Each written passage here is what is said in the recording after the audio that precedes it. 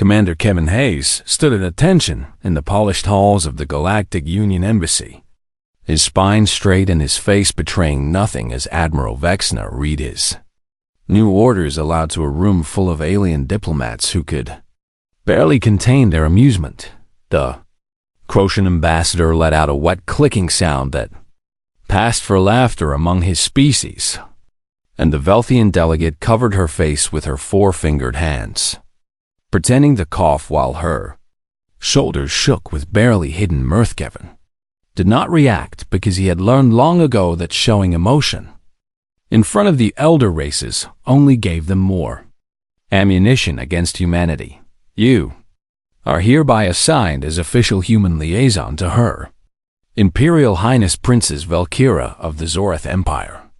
Admiral Vexner continued, his reptilian eyes gleaming with something that might have been pity or might have been contempt. Your posting will be the mining station on the moon of Kethner, where the princess currently resides. The room erupted into poorly disguised snickers and whispered comments in a dozen alien languages. But Kevin understood enough of them to catch phrases like the barren one and worthless assignment for a worthless species. He had heard such things before because humanity had only achieved interstellar travel 2 centuries ago, a mere blink of an eye compared to civilizations that had ruled the stars for tens of thousands of years. To the elder races, humans were children playing at being adults, tolerated but never respected, allowed to exist in the margins of galactic society but never welcomed into its inner circles, and now they had given him the most insulting assignment imaginable, serving a princess who had been rejected by her own people and exiled to a frozen rock at the edge of nowhere. Kevin saluted crisply and said only, "I accept my orders, Admiral," because there was nothing else to say. 3 weeks later, his transport ship dropped out of hyperspace near the dead moon of Kethnar, and Kevin got his first look at what would be his home for the foreseeable future. The moon was a gray and lifeless sphere covered in ancient mining scars, its surface pockmarked with craters and abandoned equipment that had been left to rust when the valuable minerals ran out decades ago. Mining station itself was a collection of dome structures connected by pressurized tunnels.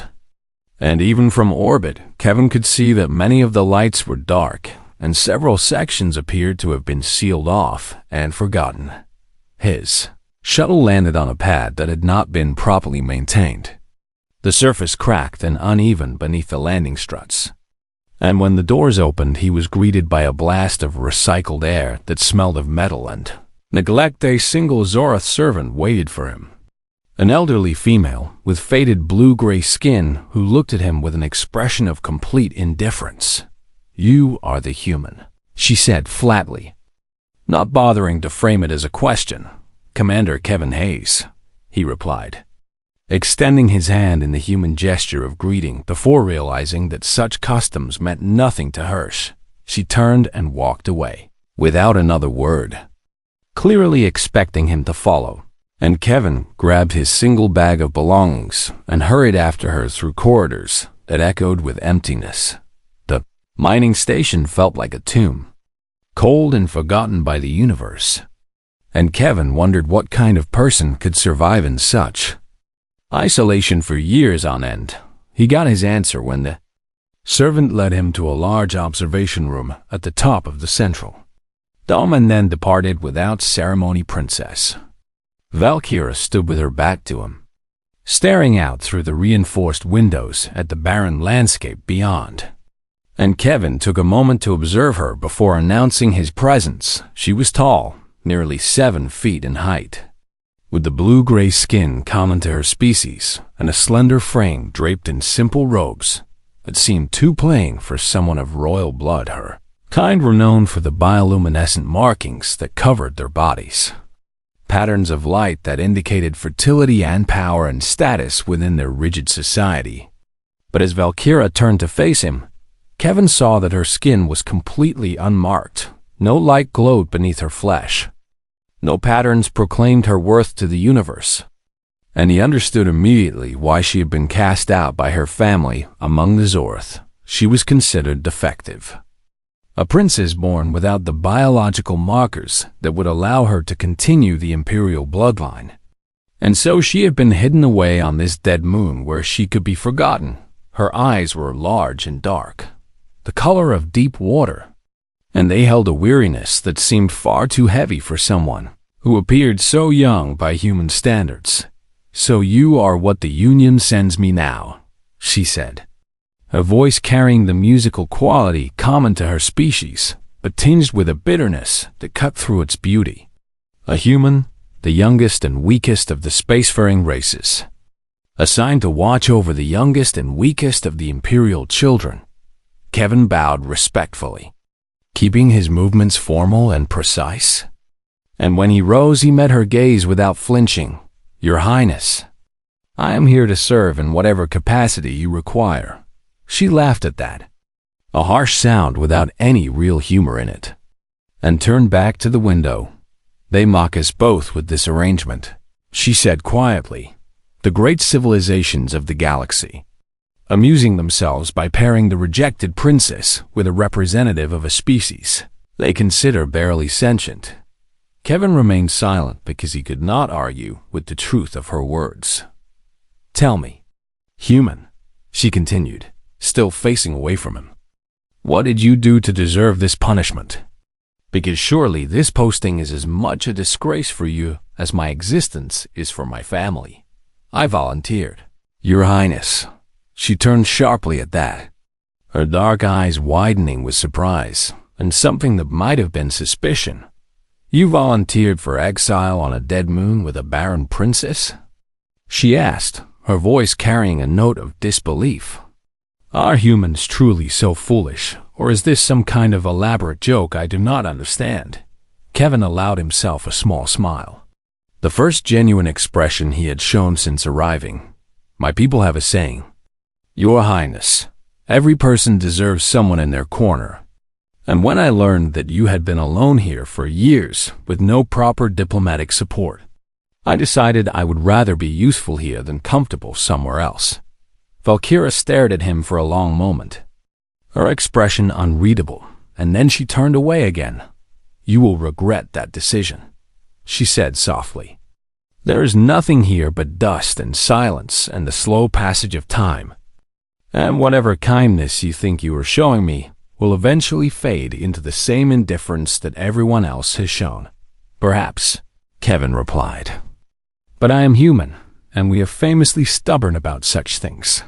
She did not respond, and he took that as his dismissal, leaving the observation room to find his quarters and begin settling into what everyone in the galaxy believed would be a meaningless assignment. But Kevin Hayes had not volunteered for this, posting out of foolishness or desperation.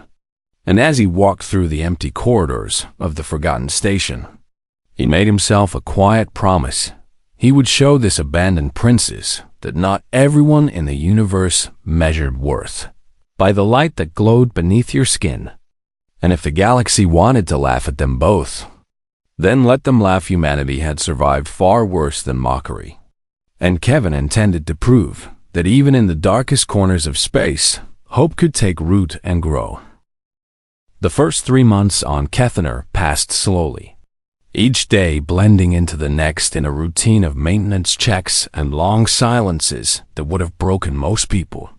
But Kevin Hayes was not most people. He rose each morning at the same time, performed his duties with quiet efficiency, and made a point of being present without being intrusive, letting the princess grow accustomed to his presence the way one might acclimate to a new piece of furniture. Velikar ignored him at first, passing through the station like a ghost, her dark eyes sliding over him as if he were invisible. And Kevin accepted this treatment without complaint because he understood that trust could not be forced. Zorath servants watched these interactions with confusion, unable to understand why the human did not simply retreat to his quarters and wait out his assignment in comfortable isolation, like any sensible being would do. But Kevin kept showing up, kept performing small acts of service that went beyond his official duties. Repairing broken equipment that the servants had given up on and clearing dust from corridors that had not been cleaned in years. It was during the 4th month that Valkyra finally spoke to him again, her voice carrying a note of genuine curiosity rather than dismissal. "Why do you work so hard on this dead place?" she asked, watching him repair a malfunctioning air filtration unit with tools he had brought from Earth. "No one will ever see your efforts, and no one will reward you for them." Kevin wiped his hands on a cloth and considered his answer carefully before speaking. "Where I come from. There is an old story about a man who walked along a beach covered in thousands of stranded starfish," he said.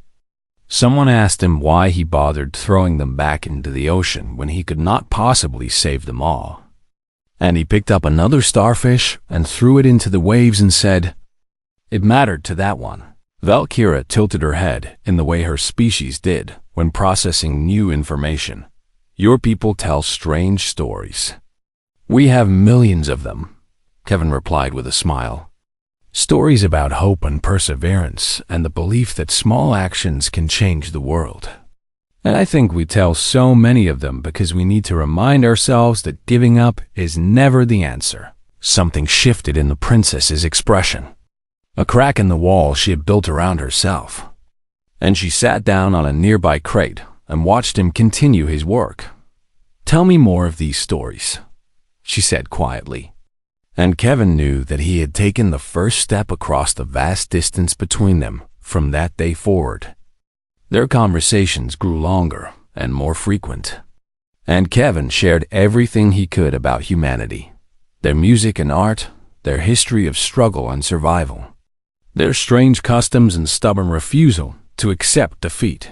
He played recordings of Earth's greatest symphonies and watched Valkyra's eyes widen with wonder at sounds her species had never imagined. And he showed her paintings and photographs of his homeworld's beauty. From towering mountains to endless oceans, in return, she began sharing pieces of herself, telling him about the ancient Zoroath texts she studied in her solitude, philosophical works that her family considered worthless but that she found endlessly fascinating. "They cast me out because I cannot bear children," she explained one evening as they sat in the observation room watching distant stars. "Among my people, a princess exists only to continue the bloodline, and a princess without that ability has no purpose." That sounds like a very limited way to measure someone's worth. Kevin replied. Valkyra made a sound that might have been a laugh or might have been a sigh. "And how do humans measure worth?" Kevin thought about the question for a long moment before answering. "We argue about it constantly," he admitted. "Some say it comes from wealth or power or fame, but I think the best of us believe that every person has value simply because they exist. And that worth is something you create through your actions, rather than something you were born with." The princess fell silent, and Kevin could see her turning his words over in her mind. Like precious stones, the following month brought a crisis that would change everything between them. When a massive storm on the gas giant that Kevin orbited sent electromagnetic pulses rippling through space and damaged the station's primary reactor. Alarms blared throughout the facility as temperatures began to drop, and the Zoroath servants gathered in the main hall with expressions of resignation on their faces, clearly prepared to accept whatever fate awaited them. But Kevin was already moving, grabbing his toolkit and heading for the reactor chamber with a determination that startled everyone who saw him pass. "What are you doing?" Valkyra demanded, following him through the corridors. "The radiation levels in there will kill you. The backup shielding should hold long enough for me to make repairs," Kevin replied without slowing down. "And if I do not fix this, we all freeze to death anyway." He worked for 16 hours in conditions that would have killed most species within minutes, his radiation suit barely adequate for the task, his fingers growing numb despite the protective gloves as the temperature continued to drop. Valkyra waited outside the reactor chamber the entire time, watching through a small window as the human struggled against impossible odds, refusing to give up even when his movements became sluggish and his breath came in visible clouds. When Kevin finally emerged, the reactor humming steadily behind him, he collapsed against the wall with frost covering his eyebrows and burns on his hands where the cold had penetrated his. Glow's Valkyra knelt beside him, her expression a mixture of confusion and something deeper that she could not name. "Why?" she whispered. "Why would you risk your life for this place, for me, when everyone in the galaxy considers us both worthless?" Kevin looked up at her with eyes that were unfocused from exhaustion, but still held a spark of warmth. "Because giving up never made sense to my people," he said through cracked lips. "We survived ice ages and plagues and wars that should have ended us. And we did it by refusing to accept that anything was truly hopeless." The princess helped him to his feet, supporting his weight as they made their way to the medical bay. And she realized that something had changed inside her during those long hours of waiting for years. She had existed in a state of quiet despair, accepting the galaxy's verdict that she was worthless and had nothing to offer. But watching this fragile human fight against death itself for her sake had awakened something she had forgotten. She wanted to live again, not just exist. And she wanted to prove that the universe was wrong about both of them. As Kevin recovered in the days that followed, Valkyra found herself spending more and more time at his side, asking questions about Earth and humanity and the strange philosophy of hope that seemed hardwired into his species. And Kevin, for his part, began to see past the title of princess and the stigma of barrenness to the remarkable person underneath. Intelligent and thoughtful and far stronger than she knew neither of them could have predicted what they would discover together in the months ahead. A secret buried beneath the frozen surface of Kethnar that would shake the foundations of galactic civilization. But that discovery began with something simpler. Two beings that the universe had rejected, finding in each other a reason to believe that they mattered after all. It was Valkyra who first noticed the anomaly, her eyes catching a strange reading on a sensor panel that most people would have dismissed as a deliberate malfunction. She had been reviewing the station's geological surveys as part of her nightly reading when a faint energy signature caught her attention. Something pulsing deep beneath the moon's surface in a pattern too regular to be natural. "Kevin," she called, summoning the human to her study with an urgency that made him drop everything and hurry to her side. "Look at this and tell me if I'm seeing what I think I am seeing." Kevin studied the readings with the careful attention he gave to everything, his brow furrowing as he processed the data. "That is definitely artificial," he said slowly. "Some kind of power source buried about 3 kilometers below us, and based on the decay pattern, it has been down there for a very long time."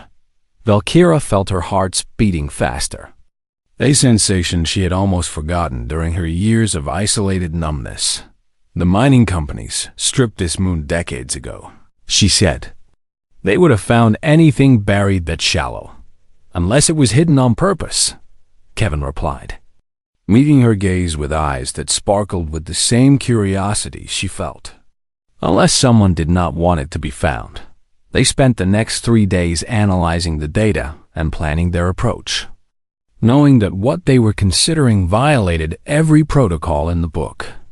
But the mystery was too compelling to ignore. On the 4th day, they descended into the old mining tunnels together, equipped with scanning equipment and emergency supplies, following the energy signature deeper and deeper into the frozen rock. The tunnels grew older as they descended, the walls changing from rough mining cuts to something smoother and more deliberate. And Kevin realized with growing amazement that they had passed beyond the work of the mining companies into something far more ancient. "These passages were not carved," Valkyra whispered, running her fingers along walls that seemed to flow like frozen water. "They were grown. shaped by some technology I had never seen before. The deeper they went, the stronger the energy signature became, until they emerged into a vast underground chamber that took their breath away. It stretched before them like a cathedral of crystal and light, the walls covered in patterns that pulsed with a soft blue glow. And at the center stood a structure that could only be described as a door, massive and ornate, covered in symbols that predated every known civilization. "This is Precursor," Valkyra breathed, her voice trembling with a mixture of fear and wonder. "Kevin, we have found a Precursor installation." Kevin had learned enough galactic history to understand the significance of her words. For the Precursors were the great mystery of the universe, an ancient civilization that had seeded life across the galaxy and then vanished millions of years ago, leaving behind only scattered ruins and unanswerable questions. Every spacefaring species had searched for precursor technology, believing that whoever unlocked their secrets would gain power beyond imagination. But in all the millennia of searching, no one had ever found an intact installation until now. They approached the door together, their footsteps echoing in the vast chamber. And as they drew closer, the patterns on the walls began to shift and change. Responding to their presence, a voice spoke in a language that should have been incomprehensible, but somehow translated itself directly into their minds. "Genetic verification required for access," it said. "Please approach the threshold." Kevin stepped forward first, always placing himself between Valkyra and any potential danger. And the patterns on the door flickered briefly before the voice spoke again. "Genetic profile unrecognized. Access denied." He stepped back and looked at the princess, who stood frozen with an expression of uncertainty on her face. "Your turn," he said gently. "Whatever happens, I am right here." Valkyra moved toward the door on legs that felt like they belonged to someone else, her heart's pounding so loudly she was certain Kevin could hear them.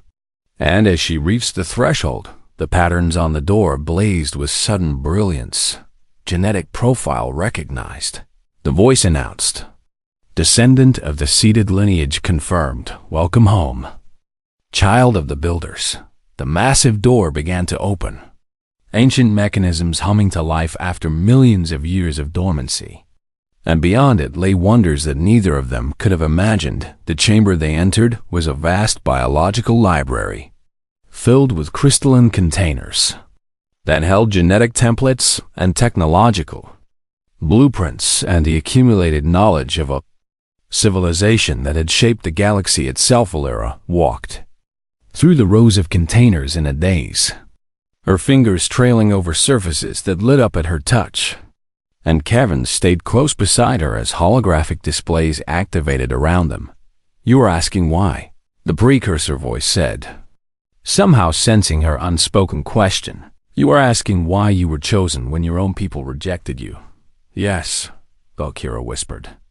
"I was born without the markings. I was told I was defective and worthless. How can I be the key to all of this?"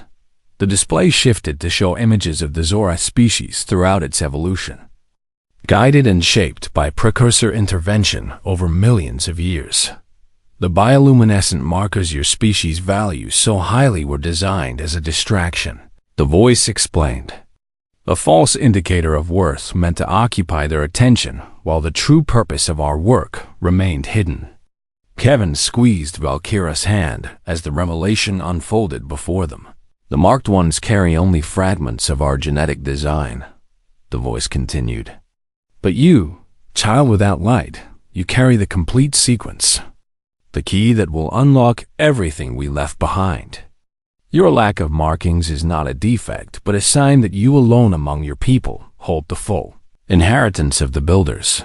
Valkyra sank to her knees, overwhelmed by the magnitude of what she was learning. And Kevin knelt beside her with his arm around her shoulders. "Everything I was told about myself was wrong," she said, her voice barely audible. "Everything they made me believe." "Yes," Kevin replied softly. "And now you have the chance to show them the truth." The princess looked at him with tears streaming down her face, something that her species almost never did. And in that moment she understood why this human had been sent to her of all the beings in the galaxy. Only he had looked at her and seen worth when there seemed to be none. And now she faced a choice that would determine the fate of civilizations. What do I do with this? She asked, gesturing at the vast repository of power and knowledge that surrounded them. How do I even begin? Kevin helped her to her feet and held her hands in his own. His human warmth, a comfort against the cold of the ancient chamber. You can do whatever you want, he said with a smile that carried no judgment or expectation. That is what freedom means. Valkyra looked at the precursor legacy spread out before her, thought about all the years she had spent believing herself worthless, and made her decision she would return to the galaxy that had rejected her. But she would not return as the Barren princess begging for acceptance. She would return changed, and the universe would never be the same. The day that Princess Valkyra returned to the Zorath homeworld would be remembered for 1,000 generations. Spoken of in whispers and written about in texts that future scholars would study for centuries, she did not arrive in a humble transport vessel requesting an audience with the Emperor. And she did not come bearing petitions or apologies or explanations for her long exile. Instead, the orbital defense network of Zorath Prime detected an incoming ship that made no sense to their sensors. A vessel that seemed to flow through space like liquid metal, its surface shifting and reforming as it moved. Its size so massive that it blocked out the light of the local sun as it approached the Imperial fleet scrambled to intercept what they assumed must be an invasion force. But their weapons could not even scratch the surface of the strange ship, and their most advanced scanners could not penetrate its hull then. A transmission cut through every communication channel on the planet, overriding military frequencies and civilian broadcasts alike with the voice of a woman that the Emperor had hoped never to hear again. "Father," Valkyra said, her tone calm and measured, "I have returned, and I would speak with you." The Emperor stood in his throne room surrounded by advisors and generals who could offer no explanation for what was happening. His other 6 children gathered behind him with expressions that ranged from confusion to fear when the doors to the throne room opened and Valkyra walked in, followed by her human companion in his simple uniform. The entire court fell silent. She was transformed, her plain robes replaced by garments that seemed woven from starlight itself, her dark eyes holding a depth and power that made even the bravest warriors look away. "Impossible," the Emperor whispered. "You were nothing. You were cast out because you had nothing to offer." "You were mistaken," Valkyra replied, stopping at a respectful distance from the throne, but showing none of the deference that tradition demanded. "The lack of markings you saw as a curse was actually a sign, a genetic key left by the precursors millions of years ago, and I have unlocked what they left behind." The throne room erupted in shocked murmurs as the implications of her words spread through the assembled court, and the Emperor's face shifted through a dozen emotions, before settling on something that might have been hunger. "Then you must share this power with your family," he declared, rising from his throne. "Whatever you have found belongs to the Empire by right of blood." Valkyra shook her head slowly, and the motion carried more authority than any words could have. "No," she said simply. "I owe the Empire nothing. You discarded me like waste material and left me to rot on a frozen moon. And you only want to claim me now because I have become useful." She raised her hand and holographic images filled the air around them, showing the wonders she had discovered. Terraforming engines that could bring life to dead worlds, biological templates that could cure any disease, technologies that made the current powers of the galaxy look like children playing with toys. This knowledge could transform civilizations, she continued. It could end suffering and conflict and lift every species to heights undreamed of. And I intend to share it. The Emperor's eyes gleamed with anticipation. But Valkyra was not finished. "I will share it with everyone," she said. "Every species in the Galactic Union that is willing to work toward a cooperative future will have access to these gifts. Not just the Zorath, not just the Elder races. Everyone." The court exploded in outrage. Ambassadors and nobles shouting over each other as they protested this unprecedented declaration. And the Emperor himself stepped forward with fury burning in his eyes. "You would give our birthright to lesser species?" he demanded. "You would share precursor technology with beings who have barely learned to walk among the stars?" "I would share it with anyone who deserves it," Valkyra replied calmly. "And I have learned that worth is not determined by how long your species has existed or how brightly your skin glows." 3 days later, the Galactic Council convened in an emergency session. And for the first time in recorded history, every known spacefaring civilization sent representatives to attend. They gathered in the Great Assembly Hall. Thousands of delegates from hundreds of worlds. All of them focused on the figure who stood at the center of the chamber. Valkyra had demanded the right to address the council directly, and no one dared refuse her given the power she now commanded. For millions of years, this galaxy has been ruled by hierarchy and domination, she began, her voice carrying to every corner of the vast hall. The strong have exploited the weak, the elder races have looked down on the younger, and everyone has measured worth by standards that were never fair or true. She gestured, and the holographic displays activated again, showing images of the precursor vault and the treasures it contained. "I could use this power to make myself supreme over all of you," she continued. "I could build an empire that would last forever and crush anyone who opposed me. And there is nothing any of you could do to stop me." The delegates shifted nervously, knowing that her words were true. "But I choose differently," Valkyra said. "I choose to believe that cooperation is better than conquest, and that sharing power creates more wealth than hoarding it ever could."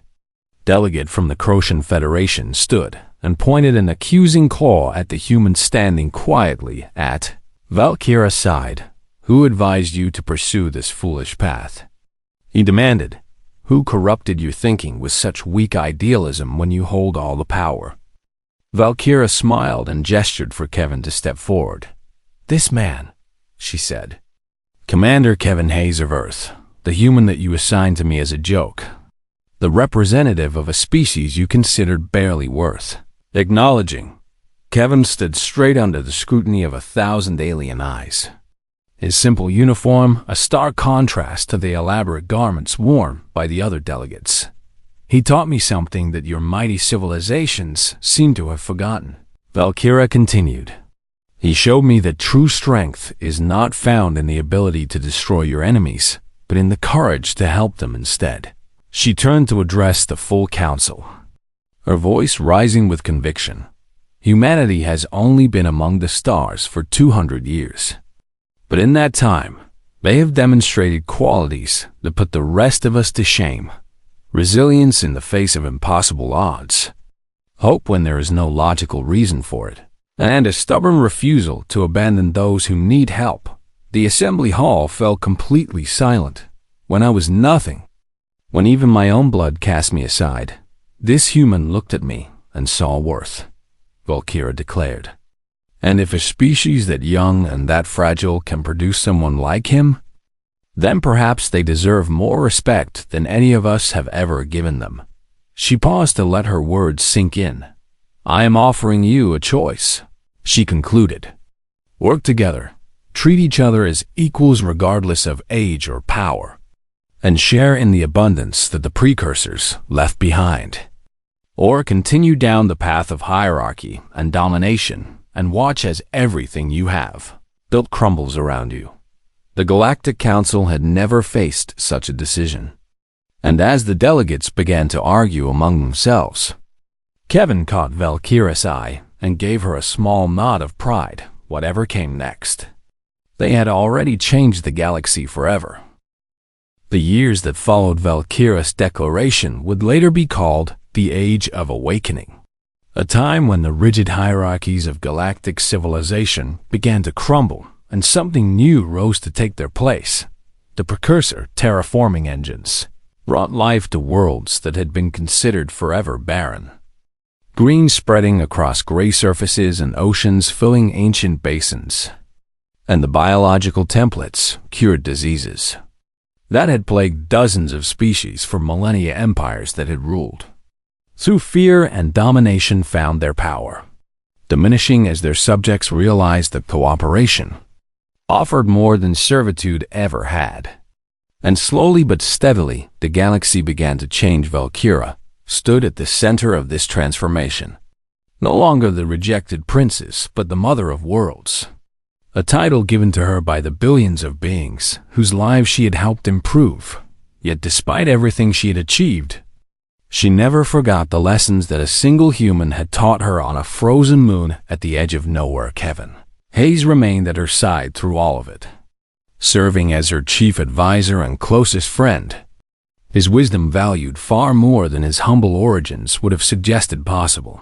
He grew older as humans do, his hair turning silver and lines deepening on his face, while Valkyra remained unchanged by the centuries that passed.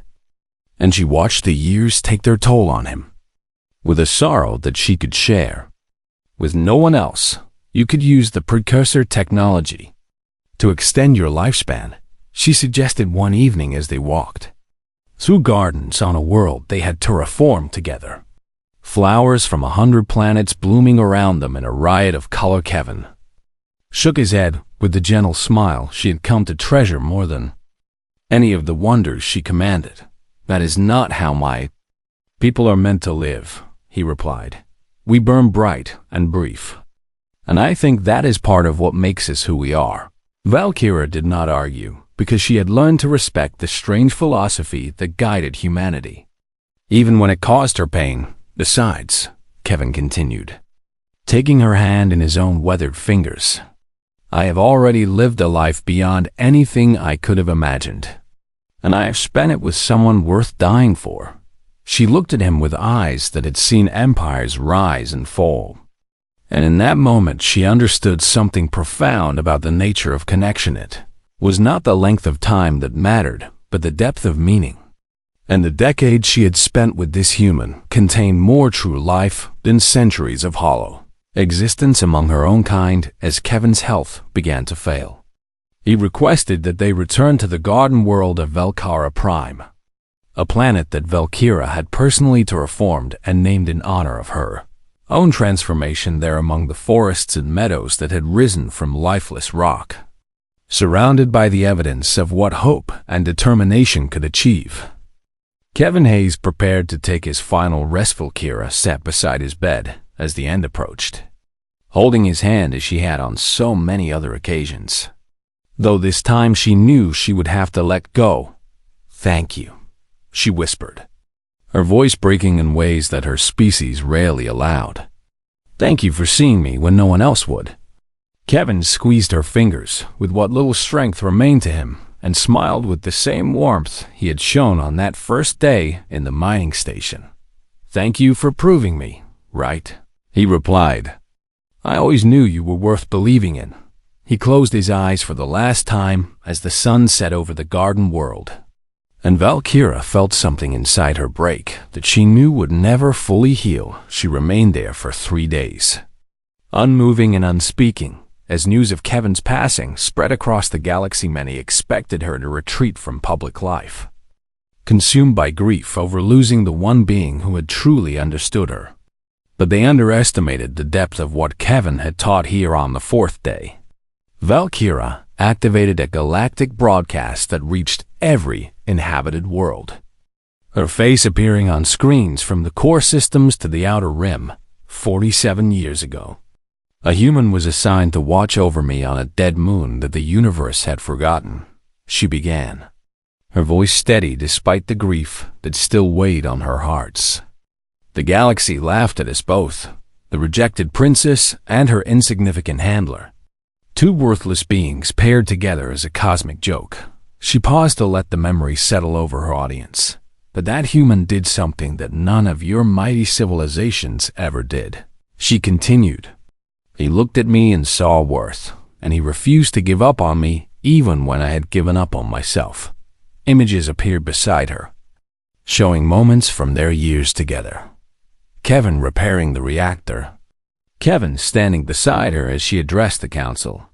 Kevin walking through gardens on worlds they had created together. You asked me once why I listened to humans, Valkyra said. Why I elevated a short-lived species to stand among the elder races. And now I will tell you the answer. She straightened her shoulders and spoke with the full authority of everything she had become. When I was nothing, Kevin Hayes saw something in me that I could not see in myself, she declared. And that is not a quality unique to him alone, for it runs through his entire species like fire through their veins. The galaxy listened in silence, as the most powerful being in known space paid tribute to the fragile creatures that most of them had dismissed as insignificant. Humans carry something you're ancient. Civilizations have lost, Valkyra continued. They believe that no one is beyond saving and no cause is truly hopeless. And they will fight impossible odds for people they have never met, simply because it is the right thing to do. She let her words hang in the air for a long moment. That is not weakness, she said firmly. That is the greatest strength in the universe. And that is why when you ridiculed the human assigned to the Barren princess, you revealed only your own blindness. The broadcast ended, and across 1,000 worlds, beings of countless species sat in silence as the message sank into their hearts on Earth. Humanity celebrated the tribute to one of their own, and parents told their children the story of Kevin Hayes, the man who had refused to see anyone as worthless among the Zoroth. The emperor who had once discarded his daughter watched the broadcast with shame burning through him, knowing that history would remember his cruelty forever. And in the halls of the Galactic Council, delegates who had once laughed at the idea of a human serving as a princess's liaison bowed their heads in respect for a species they were only beginning to understand well. Kira returned to her duties after that day, continuing to guide the galaxy toward the cooperative future she had promised. But she kept Kevin's memory alive in everything she did. She established the Hayes Foundation to provide aid to struggling colonies, created the Human Integration Initiative to ensure that Earth representatives would never again be dismissed as inferior, and commissioned a monument on Kethner where their journey had begun. And in her private moments, when the weight of leadership grew too heavy, she would walk through the gardens of Velkara Prime and remember the human who had taught her that hope was stronger than despair. The galaxy had ridiculed the human assigned to the Barren princess, but in the end, it was their laughter that faded while the legacy of Kevin Hayes and Valkyra endured forever, because some bonds transcend the boundaries of species and time, and some truths remain unshaken no matter how the universe tries to deny them. That is the lesson humanity brought to the stars, and it changed everything.